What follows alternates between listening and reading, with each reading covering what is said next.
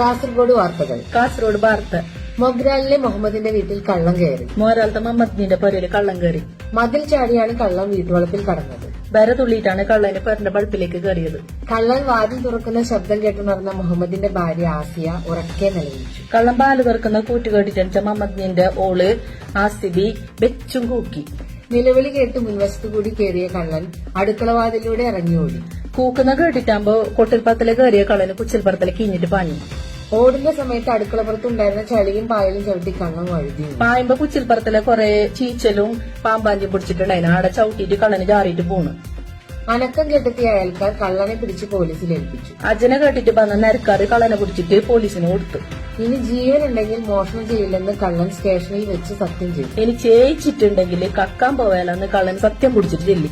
ചെർക്കളയിലെ അബ്ദുൽ ഖാദറിന്റെ മകൻ യൂസഫ് അന്തരിച്ചു. ചെറുക്കളത്തെ കാഞ്ചാന്റെ ഇസുബ് പോയി 80 വയസ്സായിരുന്നു. 80 വയസ്സായി. സുഖമില്ലാതെ കിടപ്പിലായിരുന്നു. കയ്യാത്ത കടത്തത്തിലായിട്ടുണ്ടായിരുന്നു. വാർത്ത കഴിഞ്ഞു.